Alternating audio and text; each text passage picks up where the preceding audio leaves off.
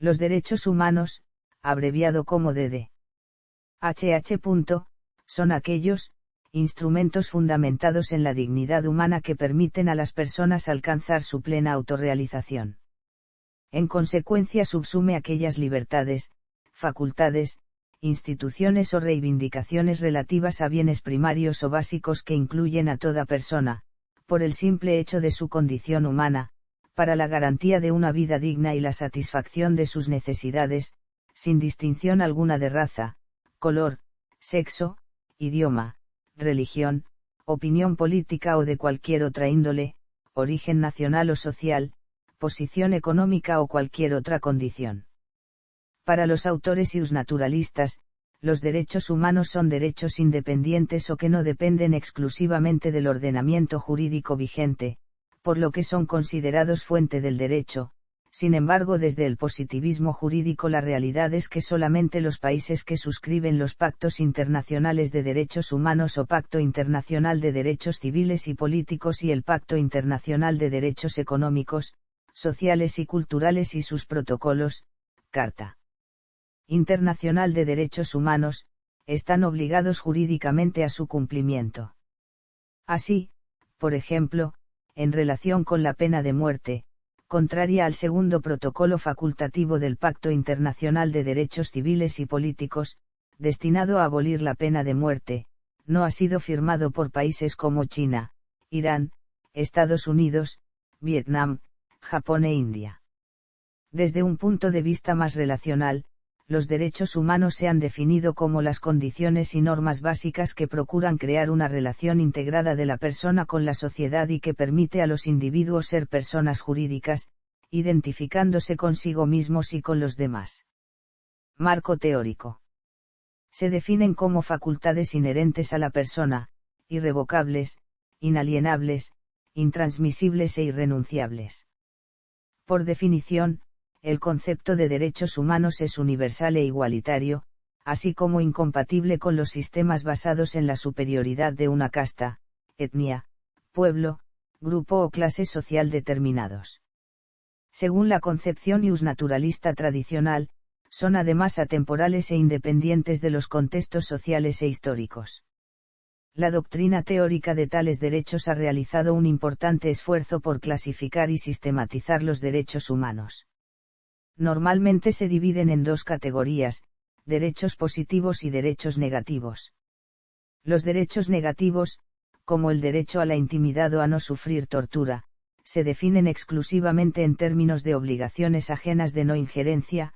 Los derechos positivos, por el contrario, imponen a otros agentes, tradicionalmente, aunque ya no de manera exclusiva, el Estado, la realización de determinadas actividades positivas.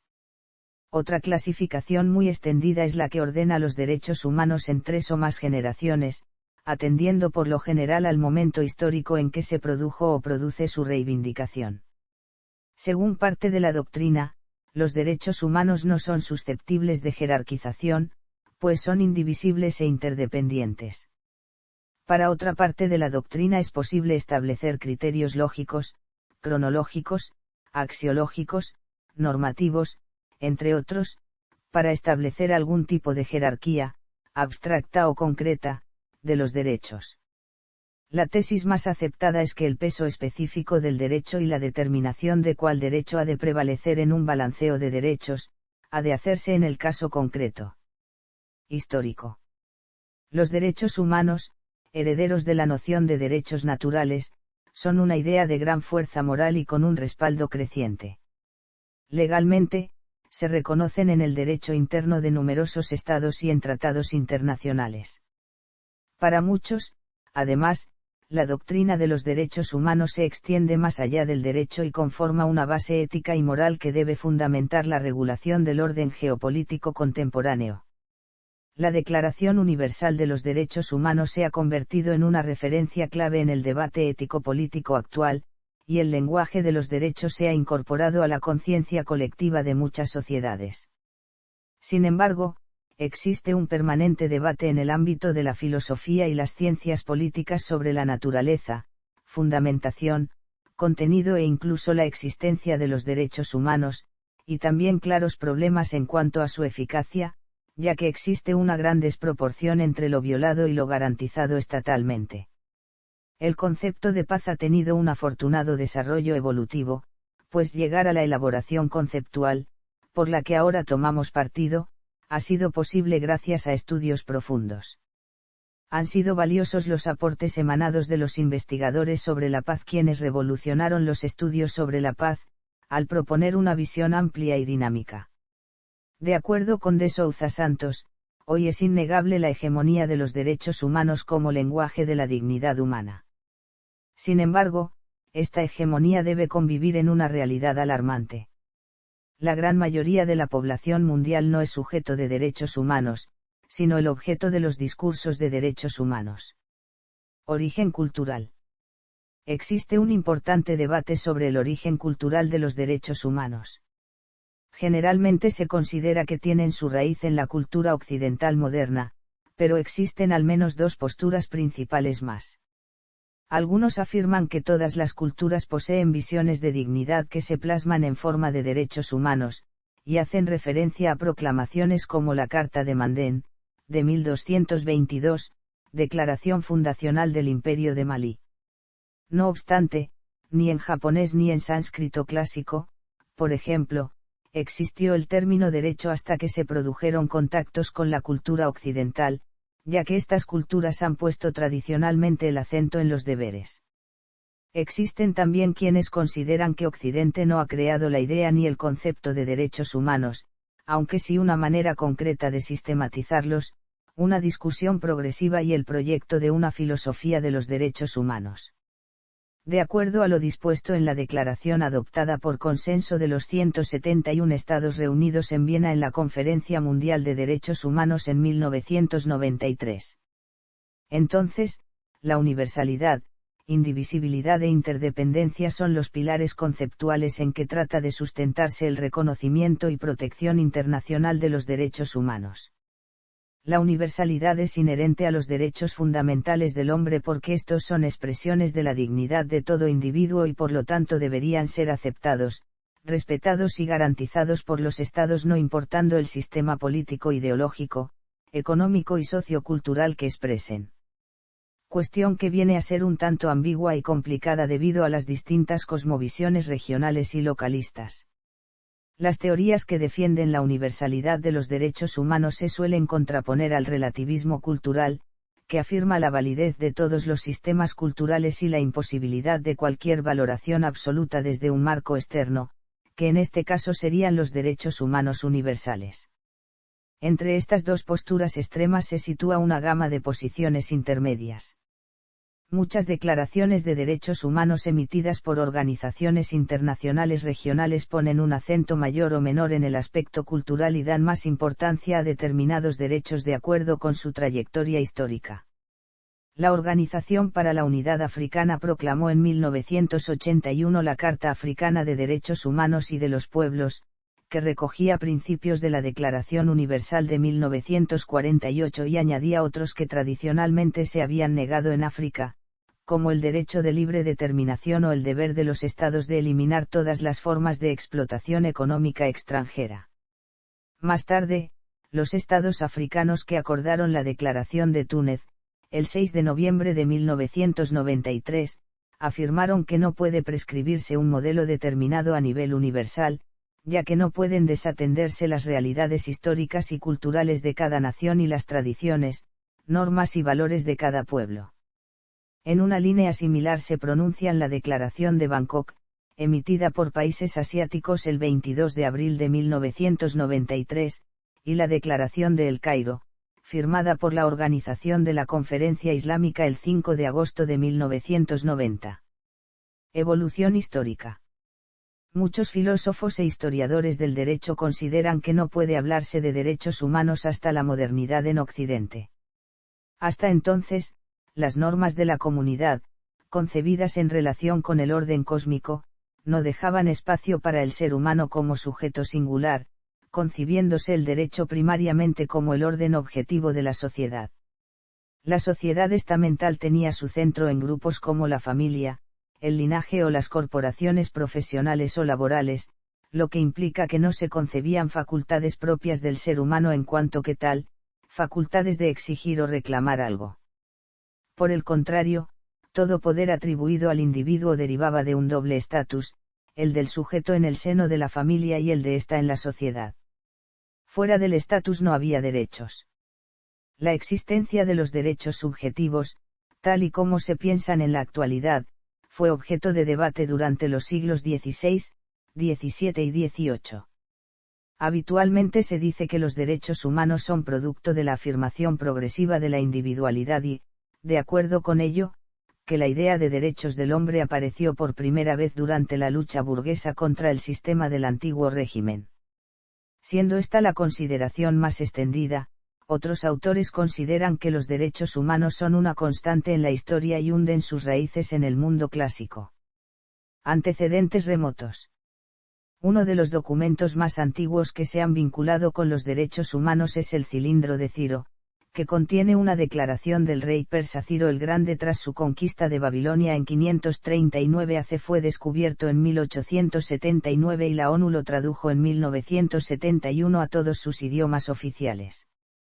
Puede enmarcarse en una tradición mesopotámica centrada en la figura del rey justo, cuyo primer ejemplo conocido es el rey Urukagina, de Lagas, que reinó durante el siglo Xiva C, y donde cabe destacar también Hammurabi de Babilonia y su famoso código, que data del siglo XVIII AC. No obstante, el Cilindro de Ciro presenta características novedosas, especialmente en lo relativo a la religión. Ha sido valorado positivamente por su sentido humanista e incluso se lo ha descrito como la primera declaración de derechos humanos. Numerosos historiadores, sin embargo, consideran que el término es ajeno a ese contexto histórico. Documentos medievales y modernos, como la Carta Magna Inglesa, de 1215, y la Carta de Mandin-Mandinga, de 1222, se han asociado también a los derechos humanos. En contra de esta idea, José Ramón Narváez Hernández afirma que la Carta Magna no puede considerarse una declaración de derechos humanos, ya que en esta época existen derechos pero solo entre iguales, y no con carácter universal, no se predica la igualdad formal de todos los seres humanos. Lo mismo sucedía en el Imperio de Malí, cuya constitución oral, la Kuroukan Fouga, refleja cómo la población se estructuraba según su tribu de origen. Estas consideraciones son extrapolables a documentos como la Bula de Oro de Andrés II en Hungría en 1222, la Confirmatio Fororum et Libertatum de 1283 y el Privilegio de la Unión de 1287, de Aragón. Ambos, las Beieris y Freiheitsbriefe und Landesfreiheitserklärungen desde 1311 o la Joilius Entree de Brabante de 1356. En todos estos casos, los derechos y libertades reconocidos pertenecen al ámbito de los pactos entre el monarca y los estamentos del reino. No se trata, en suma, de derechos humanos, sino de derechos corporativos o privilegios. Sociedad grecorromana. Influencia del cristianismo. Conformación del concepto. La idea del derecho subjetivo, básica para concebir los derechos humanos, fue anticipada en la Baja Edad Media por Guillermo de Ockham, que introdujo el concepto de aeius fori o potestad humana de reivindicar una cosa como propia en juicio.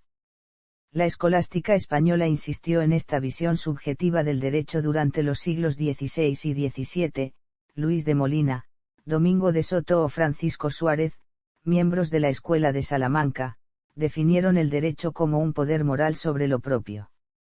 Aunque mantuvieron al mismo tiempo la idea de derecho como un orden objetivo, enunciaron que existen ciertos derechos naturales, mencionando tanto derechos relativos al cuerpo como al espíritu. El jurista Vázquez de Menchaca, partiendo de una filosofía individualista, fue decisivo en la difusión del término iura naturalia. Este pensamiento ius naturalista se vio auspiciado por el contacto con las civilizaciones americanas y el debate producido en Castilla sobre los justos títulos de la conquista y, en particular, la naturaleza de los indígenas. En la colonización castellana de América, se suele afirmar, se aplicaron medidas en las que están presentes los gérmenes de la idea de derechos humanos, debatidos en la conocida controversia de Valladolid que tuvo lugar en 1550 y 1551. No obstante, algunos critican que, en la práctica, estas medidas fueron formuladas para lograr objetivos de colonización. El pensamiento de la Escuela de Salamanca, especialmente mediante Francisco Suárez y Gabriel Vázquez, contribuyó también al impulso del iusnaturalismo europeo a través de Hugo Grocio. Durante la Revolución Inglesa, la burguesía consiguió satisfacer sus exigencias de tener alguna clase de seguridad contra los abusos de la corona y limitó el poder de los reyes sobre sus súbditos. Habiendo proclamado la ley de habeas corpus en 1679, en 1689 el Parlamento impuso a Guillermo III de Inglaterra en la Bill of Rights una serie de principios sobre los cuales los monarcas no podían legislar o decidir. Se cerró así el paso a la restauración de la monarquía absoluta, que se basaba en la pretensión de la corona inglesa de que su derecho era de designio divino. Según Antonio Fernández Galiano y Benito de Castro Cid, la Bill of Rights puede considerarse una declaración de derechos, pero no de derechos humanos, puesto que los mismos se reconocen con alcance nacional y no se consideran propios de todo ser humano. Durante los siglos XVII y XVIII, diversos filósofos europeos desarrollaron el concepto de derechos naturales. De entre ellos cabe destacar a John Locke y Voltaire, cuyas ideas fueron muy importantes para el desarrollo de la noción moderna de derechos. Los derechos naturales, para Locke, no dependían de la ciudadanía ni las leyes de un Estado, ni estaban necesariamente limitadas a un grupo étnico, cultural o religioso en particular. La teoría del contrato social, de acuerdo con sus tres principales formuladores, el ya citado Locke, Thomas Hobbes y Jean-Jacques Rousseau, se basa en que los derechos del individuo son naturales y que, en el estado de naturaleza, todos los hombres son titulares de todos los derechos. Estas nociones se plasmaron en las declaraciones de derechos de finales del siglo XVIII. La causa directa del nacimiento de los derechos humanos, desde una perspectiva sociológica, ha sido también un importante objeto de debate. Por una parte, George Jelinek ha defendido que los derechos humanos estaban directamente dirigidos a permitir el ejercicio de la libertad religiosa. Por otra, Karl Marx afirmó que se deben a la pretensión de la burguesía de garantizar el derecho de propiedad. Max Weber, en su obra La ética protestante y el espíritu del capitalismo, afirma que existiría una conexión entre la ética individualista en que se basaron los derechos humanos y el surgimiento del capitalismo moderno. Revoluciones burguesas y positivación de los derechos humanos. Las distintas culminaciones de la Revolución estadounidense y la Revolución francesa, hitos fundamentales del efectivo paso a la edad contemporánea, representan el fin o el principio, según se quiera ver, del complejo proceso de reconocimiento o creación de los derechos humanos. Si las revoluciones son el revulsivo que da lugar a la gestación de los derechos humanos, las diversas actas de nacimiento lo constituyen las declaraciones de derechos de las colonias estadounidenses. La primera declaración de derechos del hombre de la época moderna es la Declaración de Derechos de Virginia, escrita por George Mason y proclamada por la Convención de Virginia el 12 de junio de 1776. En gran medida influyó a Thomas Jefferson para la Declaración de Derechos Humanos que se contiene en la Declaración de Independencia de los Estados Unidos, de 4 de julio de 1776. Ambos textos influyen en la francesa Declaración de los Derechos del Hombre y del Ciudadano de 1789. Estas declaraciones, fundamentadas en el iusnaturalismo racionalista, suponen la conversión del derecho subjetivo en centro del orden jurídico, y a aquel se supedita el derecho como orden social. Fruto de este influjo iusnaturalista, los derechos reconocidos tienen vocación de traspasar las fronteras nacionales y se consideran derechos de los hombres. Aunque el primer uso constatado de la expresión derechos del hombre se produjo ya en 1537, en un texto de Volmerus titulado Historia Diplomatica Rerum Ataviarum, la denominación no se popularizó entre la doctrina hasta finales del siglo XVIII, con la obra de Thomas Paine The Rights of Man. Según se plasmó en las declaraciones, tanto los revolucionarios franceses como los estadounidenses consideraban que estos derechos eran inalienables e inherentes a la naturaleza humana, incluso verdades evidentes según la Declaración de Independencia de los Estados Unidos. Pese a ello, decidieron recogerlos en declaraciones públicas, lo que se justifica por motivos jurídicos y políticos. En lo primero, debe tenerse en cuenta que para la Ilustración revolucionaria la Constitución es la que garantiza los derechos y libertades, lo que explica la formulación positiva de los mismos. En lo segundo, se pretendía facilitar la salvaguarda del libre desarrollo del individuo en la sociedad frente a la arbitrariedad del poder. Ya el preámbulo de la Declaración de los Derechos del Hombre y del Ciudadano afirmó expresamente que nuevas demandas e internacionalización de los derechos. La noción de derechos humanos recogida en las declaraciones, basada en la ideología burguesa del individualismo filosófico y el liberalismo económico, no experimentó grandes cambios a lo largo del siglo siguiente hasta que, ante las pésimas condiciones de vida de las masas obreras, surgieron movimientos sindicales y luchas obreras que articularon sus demandas en forma de nuevos derechos que pretendían dar solución a ciertos problemas sociales a través de la intervención del Estado, como la garantía del derecho de huelga, unas condiciones mínimas de trabajo o la prohibición o regulación del trabajo infantil. Desde la primera mitad del siglo XIX se había desarrollado una nueva filosofía social que se manifestó en el socialismo utópico, el reformismo de la escuela católica social, la socialdemocracia, el anarquismo o el socialismo científico.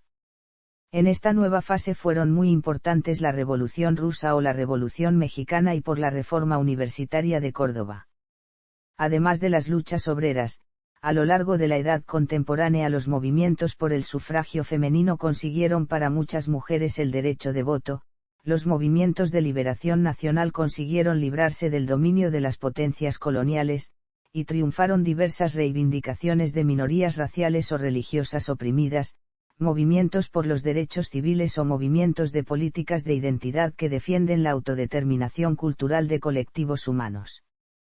El siglo XX se caracterizó también por la incorporación de los derechos humanos al derecho internacional. Si a principios del siglo se afirmaba que esta rama del derecho solo regulaba las relaciones entre estados y excluía a los particulares, el cambio fue rápido y tras la Segunda Guerra Mundial, según Juan Antonio Carrillo Salcedo, los derechos humanos podían considerarse un principio constitucional del derecho internacional contemporáneo. Es especialmente desde el nacimiento de la Organización de las Naciones Unidas, en 1945, cuando el concepto de derechos humanos se ha universalizado y alcanzado la gran importancia que tiene en la cultura jurídica internacional. El 10 de diciembre de 1948 la Declaración Universal de los Derechos Humanos fue adoptada y proclamada por la Asamblea General de las Naciones Unidas en su resolución 217-A, como respuesta a los horrores de la Segunda Guerra Mundial y como intento de sentar las bases del nuevo orden internacional que surgía tras el armisticio.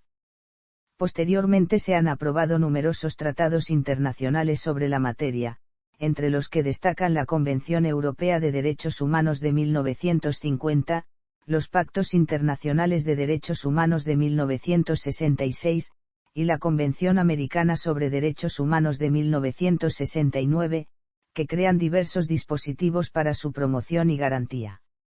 Naturaleza y fundamento. Norberto Bobbio afirma la imposibilidad de encontrar un fundamento absoluto a los derechos humanos y alega para ello 4 razones. Primera, la ausencia de un concepto inequívoco y claro de los mismos. Segunda, su variabilidad en el tiempo. Tercera, su heterogeneidad.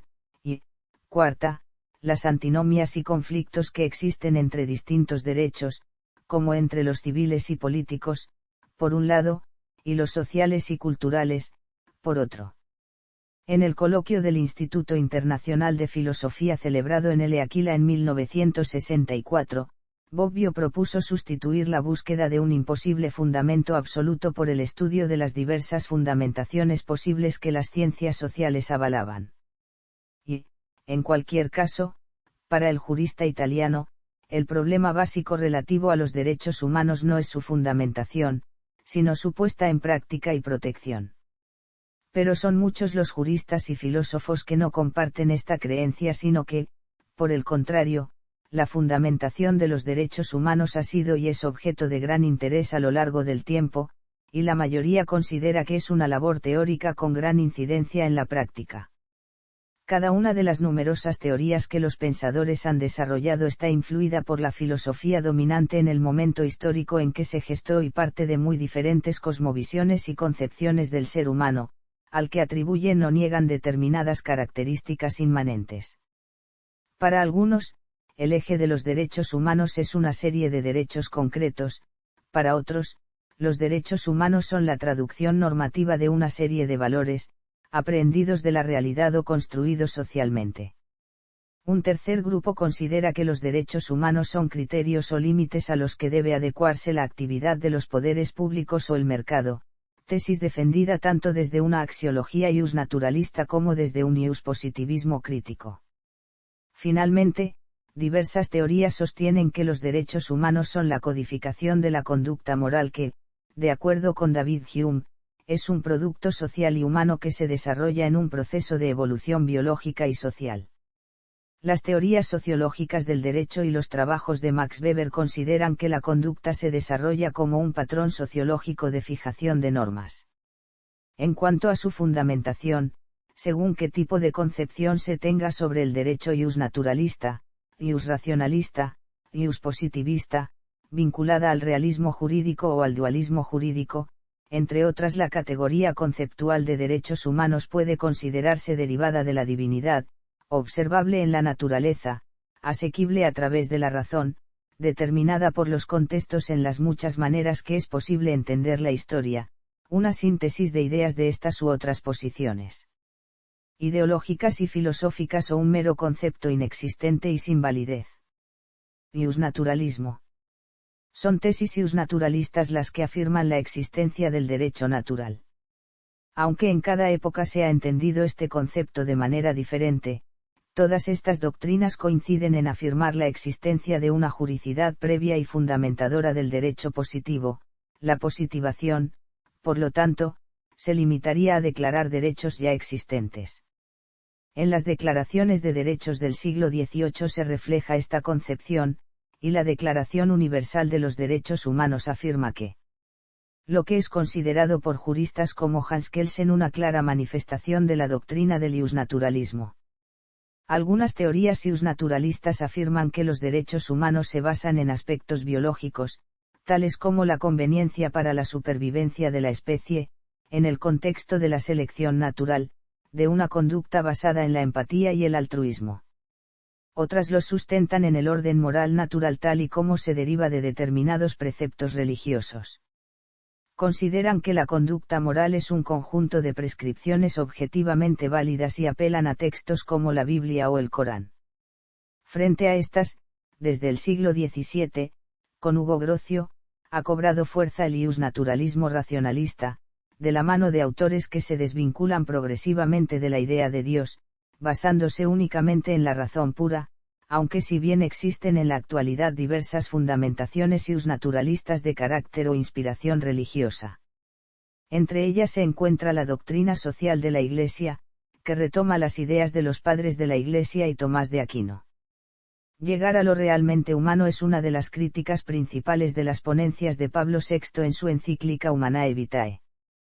La vida es un sentir desde una divinidad al bien común expreso en la realidad cristiana, desde la moralidad del bienestar. Según la doctrina social de la Iglesia, el fundamento sólido o inmediato de los derechos se encuentra en la ley natural, la norma de derecho natural que es fuente equilibrada de derechos y deberes de cada uno, a su vez, su fundamento último es Dios mismo, el orden con que Dios gobierna el universo recibe el nombre de ley eterna, del que la ley natural es una participación o derivación. Los derechos humanos son objetivos en tanto que no dependen de la subjetividad de quien es su titular o está obligado por ellos. Por tanto, no quedan sujetos a los estados de ánimo, las opiniones o la voluntad de nadie, tampoco el consenso, ni siquiera de la mayoría. Para la Iglesia Católica, además, otra característica de los derechos humanos es su sociabilidad. Siendo el hombre naturalmente social, existen derechos naturales de la persona en cuanto individuo, pero también en tanto miembro de diversos grupos sociales naturales, es decir, derechos naturales de la familia, de las asociaciones o de las naciones. Por la misma razón, los derechos se ordenan al bien común y están constitutivamente limitados. Concretando más en cuanto a su precisión y limitación, los derechos humanos remiten a lo justo concreto, por lo que no significan el reconocimiento de una libertad para realizar cualquier cosa, en cualquier momento o de cualquier manera. Uno de los teóricos de derechos humanos más relevantes e influyentes fue John Locke, que elevó la defensa de los derechos naturales a la categoría de principio fundamental de legitimación del gobierno y fin básico de la sociedad civil. Locke basó sus ideas en el concepto de propiedad, que utilizó en un sentido amplio y en un sentido restringido. En sentido amplio, se refiere a un amplio conjunto de intereses y aspiraciones humanas, más restrictivamente, alude a los bienes materiales. Locke afirmó que la propiedad es un derecho natural y que se deriva del trabajo. Además, dijo que la propiedad precede al Estado y que éste no puede disponer de la propiedad de los sujetos arbitrariamente. De acuerdo con Locke, negar el derecho de propiedad es negar los derechos humanos. El filósofo británico tuvo una gran influencia en el Reino Unido y fue decisivo en la filosofía en que se basó la fundación de Estados Unidos. Algunos filósofos han considerado que los derechos humanos se derivan de un derecho o valor fundamental determinado. Para muchos autores, entre los que se encuentra Samuel Pufendorf, el sistema de derechos naturales del hombre se deriva de su dignidad. Otros, como Hegel o Kant, afirmaron que la libertad es fundamento de los derechos humanos y, al mismo tiempo, el principal de estos. Kant representó la culminación de un proceso encaminado a depurar las teorías naturalistas de elementos históricos o empíricos, al fundamentar su teoría del derecho natural en principios a priori, entendidos como exigencias de la razón práctica. En la segunda mitad del siglo XX, y tras su decadencia en favor de las ideas positivistas, el derecho natural resurgió con fuerza con multitud de teorías muy diversas. De ellas, algunas mantienen una fundamentación objetivista de los derechos humanos, en tanto que afirman la existencia de un orden de valores o principios con validez objetiva y universal, independiente de los individuos. Otras, las subjetivistas, sitúan a la autonomía humana como fuente de todos los valores, basan los derechos humanos en la autoconsciencia racional de la dignidad, libertad e igualdad humanas. Finalmente, las llamadas tesis intersubjetivistas, que surgen de un intento de síntesis entre las dos tendencias anteriores, consideran los derechos humanos como valores radicados en necesidades comunes y por lo tanto intrínsecamente comunicables. Positivismo. Las tesis positivistas se oponen frontalmente a las naturalistas, ya que consideran que el único conjunto de normas que tiene carácter jurídico es el derecho positivo. Afirman, por lo tanto, que la positivización tiene carácter constitutivo, al negar la juridicidad del derecho natural o incluso su existencia. John Austin consideró que los derechos humanos forman parte de las normas sociales que influyen en el derecho, pero no son derecho. Para muchos positivistas, los derechos humanos son ideas morales, pero sin valor jurídico por sí mismas. Para que tengan dicho valor, deben incorporarse al ordenamiento jurídico. Las leyes son la formulación jurídica de la voluntad soberana del pueblo y obligan a su cumplimiento. No es necesario ni procedente acudir a otro sustento que el legal. La creciente aceptación del positivismo a lo largo del siglo XIX produjo un arrinconamiento del derecho natural y motivó la plasmación de los derechos humanos, como derechos fundamentales, en las constituciones de los países occidentales. El proceso se apoyó en la categoría de los derechos públicos subjetivos, que surgió como alternativa a la de derechos naturales, que los positivistas consideraban de carácter ideológica. La teoría de los derechos públicos objetivos reconocía la personalidad jurídica del Estado, que adquiría así la titularidad de derechos y deberes. Tras el ascenso de regímenes totalitarios en los años 1920 y 1930 y la Segunda Guerra Mundial se produjo un resurgimiento del naturalismo que hizo que autores como Hans Kelsen, Alf Ross, Herbert Hart y Norberto Bobbio reaccionaran clarificando los conceptos fundamentales de las teorías positivistas. Ello provocó una diversificación del iuspositivismo que produjo tesis a veces incompatibles entre sí. Algunas de estas tesis recientes dan cabida a la defensa de los derechos humanos. Una de ellas es la teoría dualista de los derechos, formulada por Gregorio Peces Barba y muy similar a la articulada por Eusebio Fernández, que incorpora algunos elementos propios del iusnaturalismo, en tanto que solo los derechos con un fundamento moral son fundamentales, pero al mismo tiempo considera que la positivación es requisito necesario para que un derecho humano lo sea. Por lo tanto, concibe los derechos como la encrucijada entre lo jurídico y lo ético, y como traducción normativa de los valores de dignidad, libertad e igualdad, al tiempo que legitimadores de los poderes públicos. La teoría del garantismo jurídico, defendida por Luigi Ferrajoli, afirma que el Estado de Derecho posee una legitimación formal y otra material. La legitimación formal hace referencia al imperio de la ley, la material, a la vinculación de todos los poderes del Estado a la satisfacción de los derechos fundamentales, de los cuales, según el jurista italiano, los derechos humanos son una subclase. Ambas teorías superan un iuspositivismo puramente formal y, ciñéndose a los mecanismos internos del ordenamiento jurídico, aportan criterios materiales para garantizar la estabilización del orden jurídico y la garantía de los derechos fundamentales. María de Lourdes Souza considera que es importante considerar su contexto. El garantismo, que se basa en el Estado de Derecho, surge en un contexto sociojurídico democrático que, aunque presenta tendencias regresivas, es más o menos igualitario y justo. De la misma manera, el dualismo jurídico se inserta dentro de un marco jurídico político determinado, el del Estado social y democrático de derecho. Tesis realistas. Las tesis realistas pueden definirse como aquellas para las que la positivación es un requisito más, junto con otros, que influye en la efectividad de los derechos humanos. Engloba un conjunto de posiciones doctrinales muy diverso y heterogéneo, que afirman que es la práctica de las personas los que dotan de significación a los derechos humanos. Critican la concepción ideal que de estos tiene el iusnaturalismo, así como la puramente formal del iuspositivismo, afirmando que ambas corrientes son excesivamente abstractas y no tienen en cuenta las condiciones económicas y sociales de las que depende el efectivo disfrute de los derechos. Con carácter general, las tesis realistas insisten en alguno de los siguientes ámbitos: en el plano político, en las condiciones de democracia política y económica necesarias para el disfrute real de los derechos humanos; en el jurídico, en los mecanismos de garantía y protección; y en el sociológico, en la conciencia colectiva sobre derechos humanos. La postura realista se relaciona, en gran medida, con el socialismo. Ya en la cuestión judía, una de sus primeras obras, Karl Marx criticó la noción burguesa de derechos humanos, que describió como derechos del individuo egoísta y basados en una concepción abstracta de libertad y emancipación. Para el filósofo alemán, los derechos humanos burgueses eran un conjunto de protecciones legales para la defensa de la clase propietaria de los medios de producción.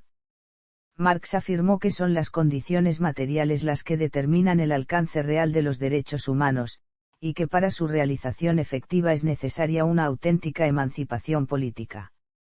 Elio Gallardo o Joaquín Herrera Flores afirman que los derechos humanos se sustentan en las tramas sociales, en las relaciones y experiencias intersubjetivas. Elio Gallardo considera que el fundamento de los derechos humanos son las transferencias de poder que se producen entre los grupos sociales, así como las instituciones en que se articulan y las lógicas que inspiran las relaciones sociales. Estas transferencias de poder pueden positivarse o no, y ser más o menos precarias. Para Joaquín Herrera, en una línea similar, los derechos humanos son las prácticas y medios por los que se abren espacios de emancipación que incorporan a los seres humanos en los procesos de reproducción y mantenimiento de la vida. La teoría consensual de la verdad, desarrollada por Jürgen Habermas, propone una fundamentación intersubjetiva de los valores y derechos, a través de un acuerdo racional alcanzado en unas condiciones ideales. En una línea similar, para Chaim Perlman los derechos humanos se fundamentan en la experiencia y la conciencia morales de un consenso que se alcanza a través de un proceso determinado. Se trata de fundamentos en los que coincidan los que denomina, espíritus razonables, y que serían asimismo aprobados por, audiencias universales, los que se consideran interlocutores válidos para cada asunto. Utilitarismo. En un principio, el utilitarismo surgió como una alternativa a la idea de los derechos humanos, más que como una propuesta de fundamentación, aunque posteriormente John Stuart Mill y otros autores han tratado de sustentar los derechos humanos desde esta filosofía. El utilitarismo, como doctrina ética, considera. Los utilitaristas parten del rechazo de la idea de derechos humanos como derechos naturales. Especialmente crítico con dicha idea fue Jeremy Bentham, que calificó como un sinsentido la afirmación de que existen derechos previos al Estado. Los derechos, de existir, son un producto social que se justifica desde el principio de la utilidad. Según John Stuart Mill, los derechos son reglas para la maximización de la felicidad, pero añade que los derechos no son absolutos dado que, en determinadas condiciones excepcionales, su cumplimiento nos aleja tanto del fin que no cabe compensar la pérdida de felicidad con el peso, importante, que tienen. Esta fundamentación utilitarista ha sido objeto de críticas que enfatizan la falta de garantía de los derechos humanos, que podrían ser violados para la consecución de la mayor felicidad para el mayor número. En esta línea han incidido especialmente John Rawls y James Fiskin. Thomas Nagel y muchos otros han denunciado el uso del enfoque utilitarista para justificar el uso de violencia a gran escala contra la población civil o el uso de armas de destrucción masiva entendidas como un mal menor, la forma más rápida de obtener la victoria en una guerra y evitar, supuestamente, un mayor número de muertes. La reacción de los utilitaristas ante estas críticas hicieron surgir teorías como la del utilitarismo de normas, el utilitarismo de normas ideales o la integración de un principio de respeto a las personas. Richard Brandt define el utilitarismo de normas como el que afirma que un acto es obligatorio solo si la aceptación uniforme de una regla correspondiente maximizará la utilidad esperable. El utilitarismo de normas, por lo tanto, no valora solo los efectos de un acto específico, sino los efectos de su generalización. Aspectos institucionales y jurídicos. Los derechos humanos tienen una creciente fuerza jurídica, en tanto que se integran en las constituciones y, en general, en el ordenamiento jurídico de los estados. También, en el ámbito de la comunidad internacional, por su reconocimiento en numerosos tratados internacionales tanto de carácter general como sectorial, universal y regional y por la creación de órganos jurisdiccionales, cuasi jurisdiccionales o de otro tipo para su defensa, promoción y garantía. Además, debido a su aceptación, diversos derechos humanos se consideran parte del derecho internacional consuetudinario y algunos incluso normas de habeas corpus, tal y como han afirmado órganos internacionales como el Comité de Derechos Humanos o la Corte Internacional de Justicia. Entre ellos se encuentran la prohibición de la tortura y de la privación arbitraria de la vida o el acceso a unas mínimas garantías procesales y la prohibición de detención arbitraria. Derechos humanos y derechos constitucionales. Es importante diferenciar y no confundir los derechos humanos con los derechos constitucionales o fundamentales. Aunque generalmente los derechos humanos se suelen recoger dentro de los derechos constitucionales, no siempre coinciden. Para determinar qué derechos son constitucionales basta con recurrir al catálogo de derechos reconocidos por las constituciones políticas de los estados.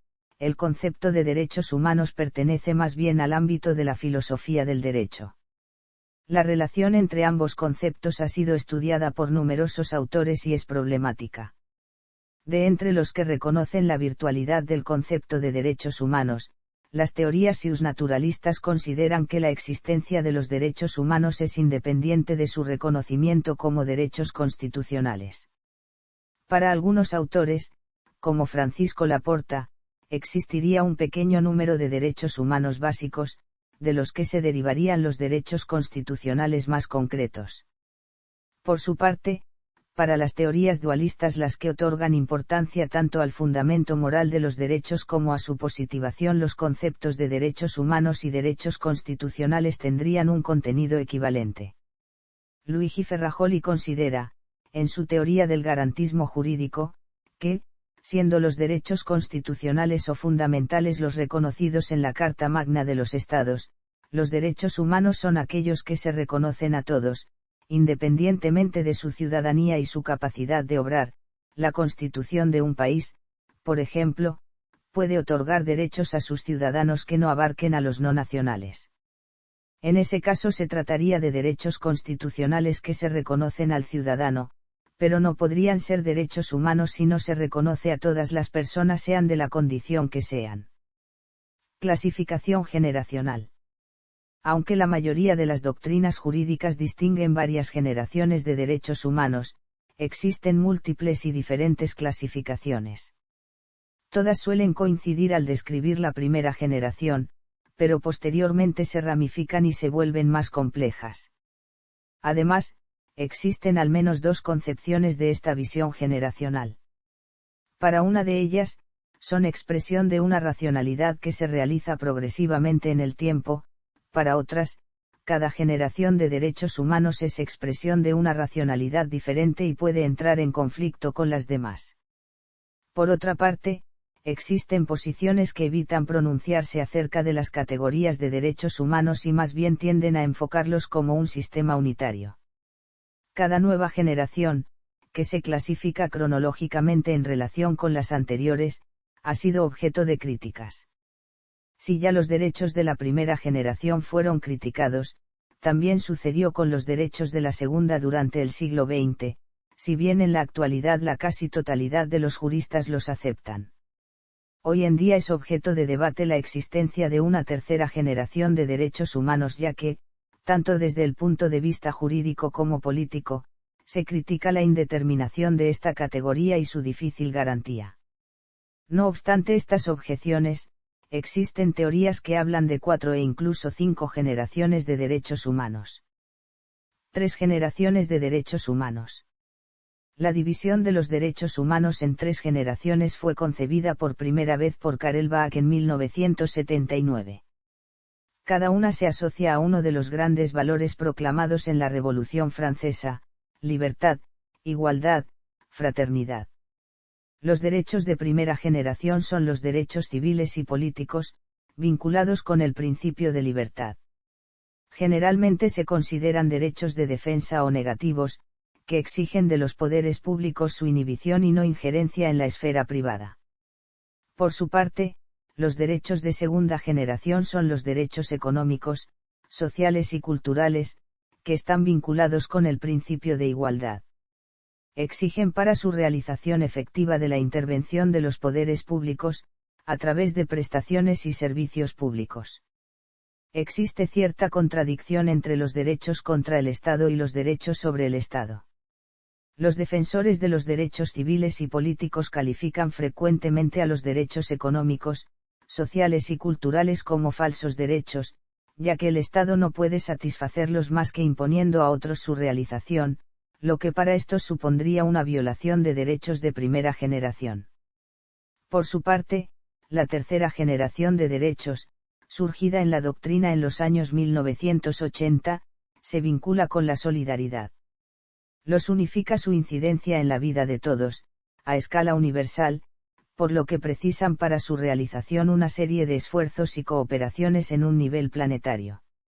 Normalmente se incluyen en ella derechos heterogéneos como el derecho a la paz, a la calidad de vida o las garantías frente a la manipulación genética, aunque diferentes juristas asocian estos derechos a otras generaciones, por ejemplo, mientras que para Vallespín Pérez la protección contra la manipulación genética sería un derecho de cuarta generación, para Roberto González Álvarez es una manifestación, ante nuevas amenazas, de derechos de primera generación como el derecho a la vida, la libertad y la integridad física. Pactos y convenciones de derechos humanos. Los siguientes pactos y convenciones han sido adoptados por numerosas organizaciones, entre ellas la Organización de las Naciones Unidas. Algunos países han firmado y ratificado los pactos, otros solo los han firmado y otros no los han firmado ni ratificado. Otras propuestas. Autores como David Vallespín Pérez, Franz Mache, Antonio Pérez Luño, Augusto Mario Marelou, Robert B. Hellman, Javier Bustamante Donas y Juan Carlos Riofrío Martínez Villalba afirman que está surgiendo una cuarta generación de derechos humanos. No obstante, el contenido de la misma no es claro, y estos autores no presentan una propuesta única. Normalmente toman algunos derechos de la tercera generación y los incluyen en la cuarta, como el derecho al medio ambiente o aspectos relacionados con la bioética. Javier Bustamante afirma que la cuarta generación viene dada por los derechos humanos en relación con las nuevas tecnologías, mientras Riofrío prefiere hablar de derechos digitales, donde se encontrarían una nueva gama de derechos, como. Otros señalan que el elemento diferenciador sería que, mientras las tres primeras generaciones se refieren al ser humano como miembro de la sociedad, los derechos de la cuarta harían referencia al ser humano en tanto que especie. Tal idea había quedado acordada en la Carta de las Naciones Unidas cuando en su preámbulo se escribió. Y luego de manera más explícita, cuando expresaron entre sus propósitos el siguiente. Para el cumplimiento de tal propósito inicialmente se continuaba concibiendo como agente inmediato al Estado, a cuya custodia la tradición occidental había confiado cierto número de garantías al ciudadano, a partir de las revoluciones inglesas, norteamericanas y francesas. Mas el precario desarrollo de la democracia en el mundo, la amarga experiencia de la Segunda Guerra Mundial y la caótica situación política creada por sus consecuencias en muchas naciones demostraba la consagración de los derechos humanos en constituciones y leyes internas que no eran suficientes para asegurar su protección y respeto por parte de los gobiernos. En numerosos estados, por factores diversos, la protección del derecho nacional resultaba eliminada, suspendida, inoperante o abiertamente conculcada por gobiernos de fuerza o de careta jurídica. Elio Gallardo, por su parte, defiende la existencia de 5 generaciones de derechos humanos, que identifica con las reivindicaciones de diferentes grupos sociales.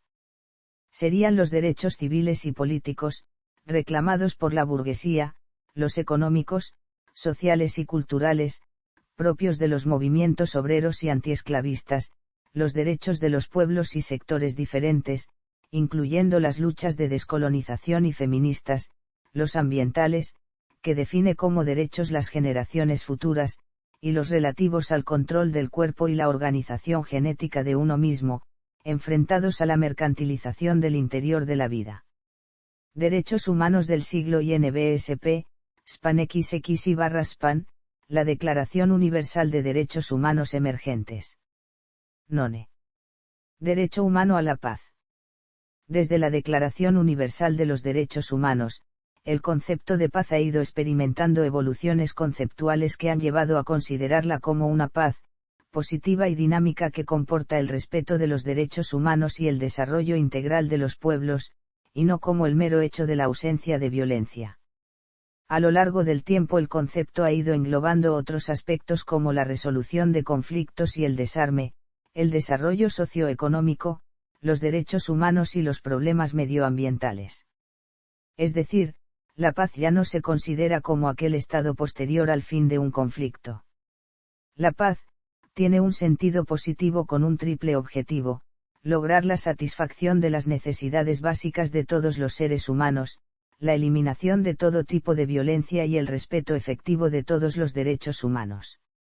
Tener y vivir en paz no solo quiere decir no vivir en guerra, sino que implica la satisfacción de las necesidades básicas, un desarrollo económico, social, político y cultural garantizado, el respeto al medio ambiente y la exigencia de la justicia y conocimiento de la verdad, así como el asilo. De este modo, la paz es una consecuencia de la satisfacción y existencia de los otros derechos humanos y, por ende, también inherente a todo ser humano. Esta reciente concepción implica, entonces, considerar la paz como un derecho individual pero también colectivo, puesto que, las personas, los grupos, los pueblos y toda la humanidad tienen el derecho inalienable de una paz justa, sostenible y duradera, condiciones garantizadas, entre otros, por parte de los estados. Esto implica considerar que la paz es un derecho de tercera generación o derecho de la solidaridad. Los derechos de tercera generación o de la solidaridad son derechos colectivos surgidos en la década de los 60 que contemplan, por ende, cuestiones de carácter supranacional. Su resolución afecta a conjuntos específicos de la sociedad y, por lo tanto, contienen intrínsecamente el valor de la corresponsabilidad. Esta visión cristalizó en España con la Declaración de Luarca del Derecho a la Paz en 2006 recogida por la Asociación Española para el Derecho Internacional de los Derechos Humanos. En su preámbulo ya se menciona que la paz no se limita a la estricta ausencia de conflicto armado. Poco después el texto. La Declaración de Luarca reconoce los siguientes derechos: derecho a la educación en y por la paz y el resto de derechos humanos, derecho a la seguridad humana y a vivir en un entorno seguro y sano, derecho al desarrollo y al medio ambiente sostenible, derecho a la desobediencia y a la objeción de conciencia, derecho de resistencia contra la opresión y el totalitarismo, derecho al desarme, libertad de pensamiento, opinión, expresión, conciencia y religión, derecho al refugio, derecho a emigrar y a participar, derechos de las víctimas y de los grupos en situación de vulnerabilidad.